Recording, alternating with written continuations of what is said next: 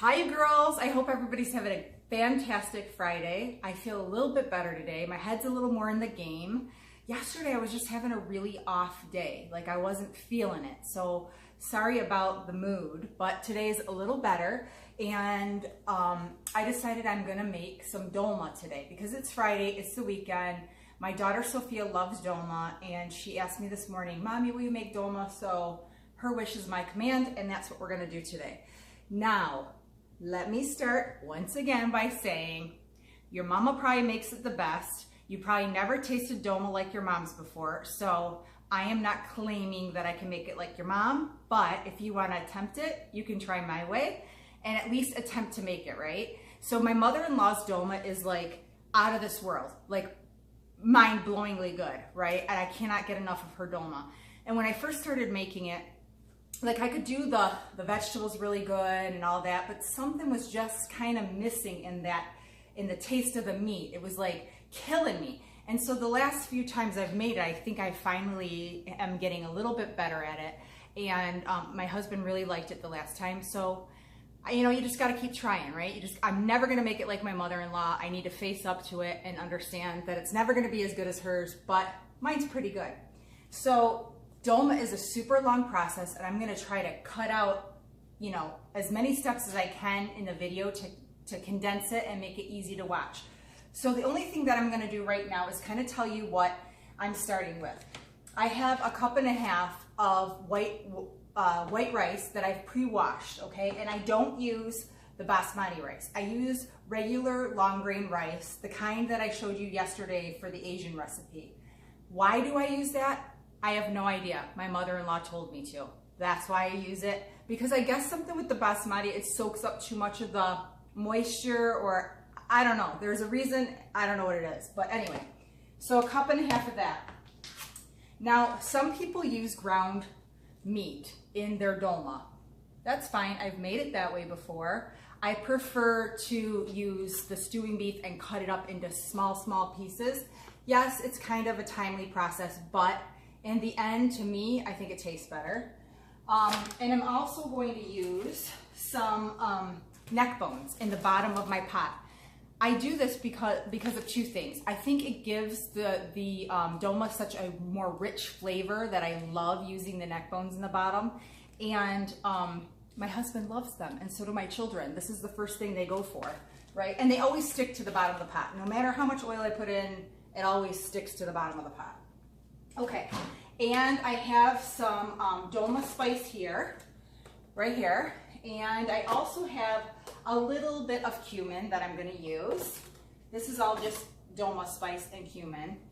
Some oil, some parsley, the onions to fill. I have some red peppers, orange peppers, tomato, zucchini, and grape leaves that I'm going to use to stuff.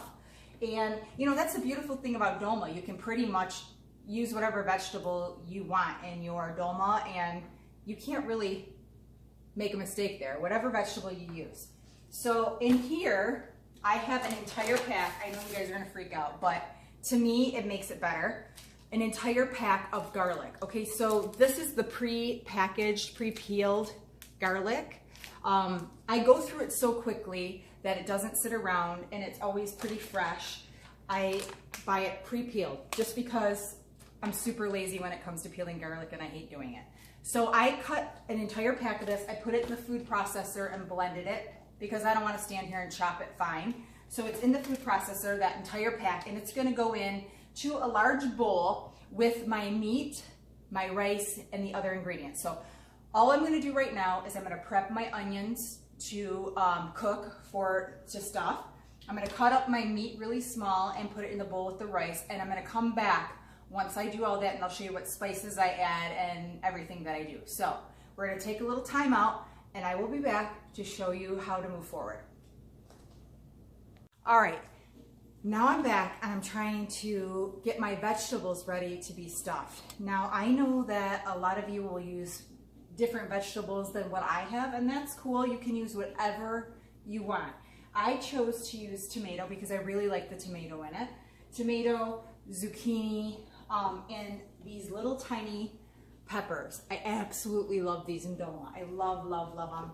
And I'm gonna do some onion and of course grape leaves, but I wanted to show you really quick. I was doing the vegetables and I thought, well, there might be somebody out there who's never made it and they don't even know how to do the vegetables, as I was cruising along here trying to get done. So here, I'm gonna show you. I have the zucchini and I just use a little tiny spoon. And you gotta be really patient and really careful, otherwise you're gonna crack your vegetable. And I start off really, really slow, and I just kind of make a little circle. And I always keep a little garbage bowl next to me. Now, there are some people I know that they use the filling from the vegetables in the Dolma mixture. I never have. I don't know if it's good. Maybe it works for you. Go ahead with it if it works. I just don't do it that way. So I'm going to continue just very slowly. Use my spoon to carve out the perfect little vessel for the meat. Okay? I've already done all the rest, and I'm going to show you what I do for the onion. I take a little shortcut with the onion. Instead of boiling them, I microwave them. Okay, so the vegetables, and then I have grape leaves over here. My mother-in-law is obsessed with picking fresh grape leaves. We have a grape leaf thing right behind my house over here, and there's always Chaldean women along the fence picking grape leaves, and I love that, but I'm using jarred. Kill me. Now, I am making a small pot of Dolma because it's perfect for my size family. Even if my brother were to come over, or, you know, Robbie's brother, we'd still have enough for everybody. And I make a really small pot, like about this big. This is plenty big for us. You can see I have the neck bones in the bottom with a little tiny bit of oil. Now, for the onion, take your onion, and this is how I do it. I cut off both ends. This knife is so sharp, you guys. Cut off both ends, and then I take it and I just carve it just till I reach the center. Don't cut it all the way through, just until you reach the center, okay? That's it. I don't even peel it. I just cut off both ends. And I'm only doing 3 because that's enough for me. I know my mother-in-law does a ton of onion when she does it. Cut off both ends. That's it. And to the center. And now watch, this is what I'm gonna do. I'm gonna get a little microwave-proof bowl. I'm gonna put the onion, skin and all, in the bowl. I'm gonna fill it up with water till the onions are covered. I'm gonna microwave it for about 8 minutes until they're soft. You can feel them and you'll know they're soft enough where when you undo them, you'll be able to roll them good. So it's just quicker than waiting for the thing to boil and put the onion in. It's just a quicker way. So fill it up with water, 8 minutes. If you have more onions, you probably have to do it a little bit longer. That's fine. So I finished all these veggies. I finished my onions. I'm going to make the meat filling next. I'm going to show you how to finish that, and then we'll stuff the Dolma and move on. So I'll be right back, and I'll show you these when they're all done. Okay, ladies, we're ready to move on to the meat filling. I just took the onions out of the microwave. They're steaming hot right now, but they're perfect. I felt them and they feel really soft. So I'm gonna drain the water out so that when I want to fill them, they're not too hot to touch. And I'm not gonna do anything. I'm not gonna like put them in cold water or anything. I'm just gonna leave them. By the time I do the filling, they should be okay. And set them in the sink. And with the neck bones, I just want you to see, I also browned them on both sides, and a little tiny bit of oil in the bottom of the pan. Just oil, sprinkled them with a little salt, and I browned them on both sides because that kind of sears in the juices, and then the rest will cook with the Dolma, and it's so good at the bottom of the pan. And I did take a little bit of pomegranate molasses and sprinkled it over the top of the bones too. Just a littlest tiniest bit because I'm going to use this in the filling, okay? All right, so I have my 1.5 cups of rice, just under 1.5 cups, and then I have that whole thing of garlic in here together, and I'm gonna take the meat that I cut up really, really small, and I'm gonna add that to the bowl. Cutting that meat up takes some time. Okay, get rid of the cutting board. Now, some people add mint. I don't add mint. I don't know if I've even ever had it with mint, but I know that some people add mint. Some people may or may not add parsley. I am going to add about 3 tablespoons of parsley. Some people do, some people don't, and it's fine. Let me just wipe this off. I can't stand like a messy area. Okay, Now that's in there. So far we have just over a pound of stewing beef that I cut really small. It's about 1.2 pounds that I have. I have a cup and just under a cup and a half of rice. I have a whole package of the garlic. So that's probably about, I would say, 8 cloves of garlic that come in that little pack. Now to this, I'm gonna add, now sometimes I'll add more than 1 tomato paste. It just depends on the texture of it when I'm done. I'm gonna add the whole can of this tomato paste, and I might add more. It depends. This is the part I'm never 100% sure. I just always just kind of wait and see how it goes. So that whole can is in there. Wipe off my hand. And now I have the Dolma spice. It's so funny because everything's written in Arabic, so I have to go with a Sharpie and write what it is. I have to have Robbie read it to me and write, because I don't read Arabic, and then when I put them in the cupboard, I'm like, what the hell spice is this? And I have to smell it. So, all right, here we go. This is the Dolma spice. And I think that my mistake when I was first making dolma is I would take like a tablespoon and put it in there. Well, that's not enough flavor. Like, you need more. So when I was telling my mother-in-law, she's like, just add more, add more. So I add about 3 tablespoons of the Dolma spice in there. Oh man, I made my spoon dirty. So let's grab another spoon. Okay, so I'm gonna add about 3 tablespoons of the Dolma spice. And last time I made it like this, I loved it. It had a really good flavor to it. All right, and I'm gonna add a teaspoon of cumin. I don't know if you guys ever add it, but I'm adding it. So I'm gonna add just about a teaspoon. There we go. Bam, bam, done with the spices. Okay, let me put them over here. Now I'm gonna add some salt, and I don't measure the salt ever. I just kind of eyeball it, you know, but salt gives it so much flavor. So that I end up probably putting about a teaspoon in there. Some black pepper, a few shakes of that. I love black pepper, right? Now this is the secret sauce right here, this pomegranate molasses. The first time I made it, I didn't even know this existed. So a lot of them use the pomegranate molasses in their dolma. And I'm gonna put about 2 tablespoons of the molasses in there. It's about 1. And we're gonna do some lemon. There's 2. Yum. Oh, guys, secret sauce right there. A lot of them won't tell you. That's it right there. That's what they're using that they're not telling you about. Okay, let me put that on the side. Put my lid on. And, okay. Don't crucify me for doing this, but I find that sometimes the dolma can be like a little bit dry, right? So I always do about a tablespoon of vegetable oil in the meat mixture.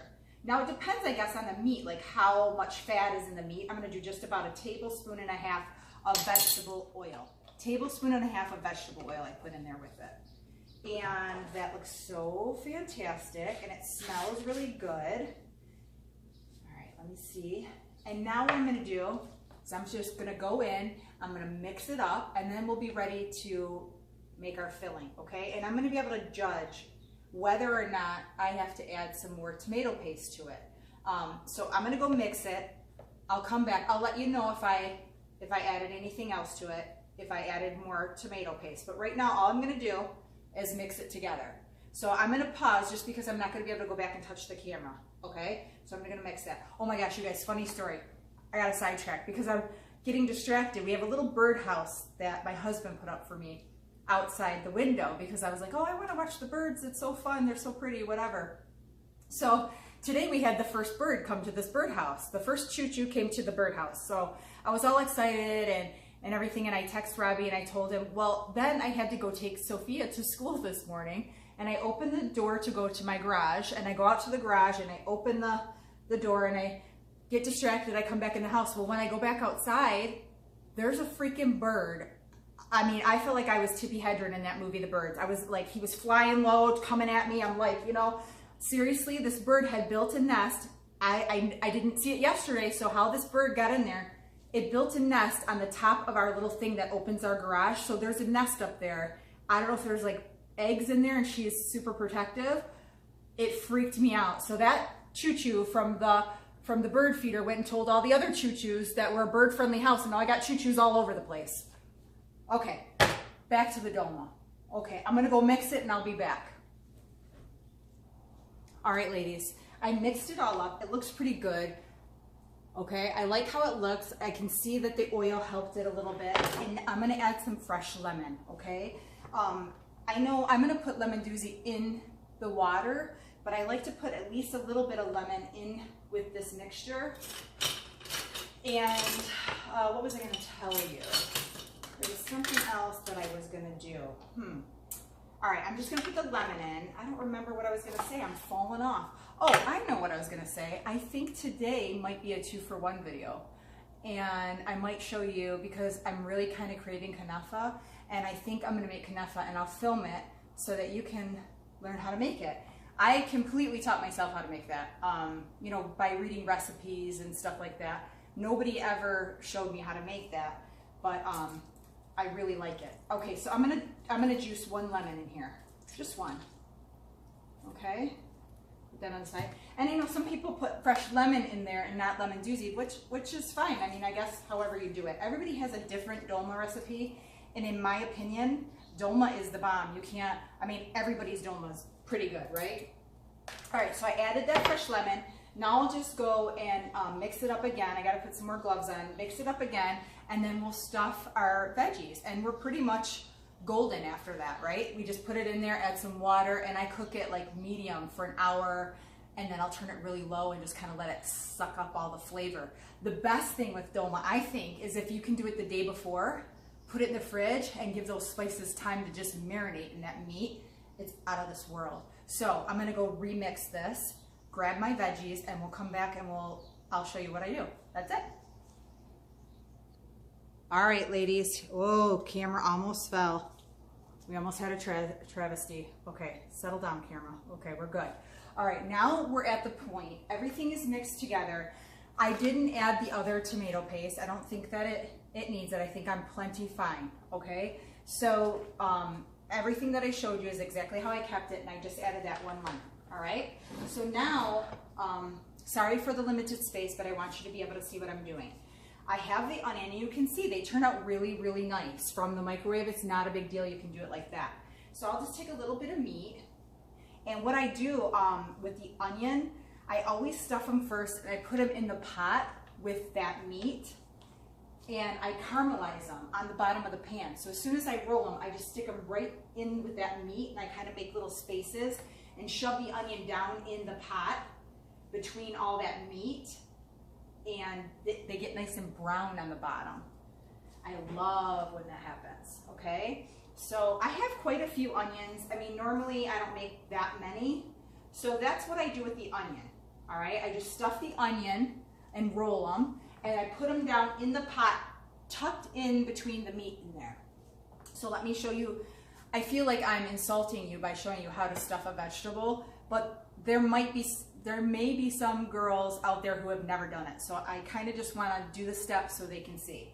All right, for the peppers, for example, just take them and shove the meat down inside the pepper, and you don't want to overfill them. You want to have a little tiny bit of room to expand. So once I stuff my veggies, I just put them on a separate plate, and then I can go back in and arrange them pretty inside the pot, okay? Simple, stuff each vegetable. Now the grape leaves, these are nice, they're pretty big size. I just put them on my cutting board, and they have this long stem on them. You can see this like hard stem. I'm sure you could probably roll it on into the grape leaf, but I don't like it, so I always cut it off. I always cut that hard stem off and discard it on each one that I do. And I'll stuff normally what I'll do is I'll stuff all these veggies first, and then I'll do my grape leaves last and put them in the pot. But for video purposes, I want to show you how I roll the grape leaf itself, because some people may not know, right? So I take the grape leaf and I spread it all open as much as I can onto the cutting board, and I take a little bit of meat. Sometimes I tend to overfill them, so I'm trying to be careful. It's like that much meat, all right? And I put it on the grape leaf and I kind of smush it down like so. Let me show you kind of how I do it. Kind of like that, okay? Just like so. And then what I'll do is I'll roll it up once, and then I take the left side and fold it in. And now I take the right side and I fold it in, smooth it out, and just roll forward with it. Just like that. And then you have yourself a perfect little grape leaf, all right? Simple enough. Let's do it one more time. Let's take our grape leaf. These are pretty nice grape leaves. Sometimes they give you these puny ones in the jar and they're not even nice leaves. Okay, so I always cut that little stem off just because it bothers me personally. You don't have to do it if you don't want to. Fold out my grape leaf, take my little bit of meat mixture, make it into like a little log on the grape leaf itself. I roll forward once, halfway. Now pull in your left side, pull in your right side, and roll. Bam, grape leaf. All right, that's it, guys. Super duper simple. I'm gonna go finish my vegetables, okay? I'll come back, I'm gonna show it to you in the pot. I'll show you the water and the lemon doozy. That's it. That is it. It's not hard, it's time consuming. That's it, you can do this. If you've never done it, I expect Dolma by this weekend. You're gonna do it, because you can, okay? So I'm gonna go finish these and I'll be right back, okay? I'm gonna use my knuckle to turn off the camera. Okay girls, all the Dolma is ready and in the pot. And this is I sprinkled a little bit of salt on the top. It's all packed down in there. And I'm gonna add a little bit more of the pomegranate, probably like a tablespoon more of pomegranate just over the top. I'm gonna just drizzle it over the top like so. That's it, that's enough because I put some in the filling, remember? And I'm gonna put some lemon doozy or citric acid in with the Dolma now. Now you can squeeze in fresh lemon juice. You can use this. If you use citric acid, it depends on how sour you like your Dolma. Like I like a little bit of, when I eat it, like I like it to feel it like right there. You know when your jaw like gives you that, I like it when it's a little bit sour. So I'm gonna put some lemon doozy in. You can skip it if you don't like it sour. But I caution you, if you're not using fresh lemon and you're using the lemon doozy, a little bit goes a long way. So you need to be really careful. What I would say is just add a little bit at a time, and as your Dolma is cooking, taste a little bit of the juice and see if it's sour enough. That'll be a good indicator if you want to add more. So I'm gonna take this tablespoon. I'm just gonna add just a little bit over the top. Just like that. I think that's enough for now because I can always go back and add just a little bit more. Now, I'm gonna also tell you another thing. Robbie and I like it. You know when you dump the Dolma out and it's just beautiful and there's no real water around it? We like it when there's more like juice. So I put in a little bit of extra water. You might not wanna put in a little water if you don't like it like runny at the bottom, but we like to use, we're terrible, like soooo and soak up the juice from the Dolma and eat it. So I put a little extra water in it, okay? So I'm gonna put 2 cups of water in here right now and see where I get. Because the one thing you have to remember, okay, and it's halfway up the pan right now. I can see the water's kind of halfway up. What you have to remember is that the vegetables secrete water when they cook. So you're gonna get extra moisture in the Dolma from the vegetables. So don't overdo your water. You can always adjust it just like you do with the citric acid. Just adjust it. So now I've got my pomegranate on there. I've got a little bit of salt on there. I put 2 cups of water in there. And now I'm gonna take these big grape leaves, these little extra ones, and I'm gonna make a little cover for it. I'm gonna make it a blanket. I'm gonna put it over the top of my Dolma. I try to get the bigger leaves and save them for this part so that I don't have to use so many. Like that's a little wimpy one right there. Okay, hold on. Robbie's gonna be home in probably like half an hour, and when he walks in the door, I guarantee you he's gonna go, "You made Dolma." He's gonna smell it. Okay, one more, I need one more. So I'm not sure how many I use, like maybe 5 or so. And as I told you, this is not the biggest pot of Dolma. It's just the right amount of Dolma for our family. All right, so now I covered it with the leaves, and I sort of just give it a nice little push. I kind of push down. My mother-in-law likes to take a plate and put the plate on it to kind of mush it down. Last time I did that, I couldn't get the damn thing out. It like got stuck, and I had to and I was so scared it was gonna break and ruin the whole pot of Dolma, but I got it out eventually, so I kind of skipped that part now because I get scared. Okay, now it's gonna go right on the stove.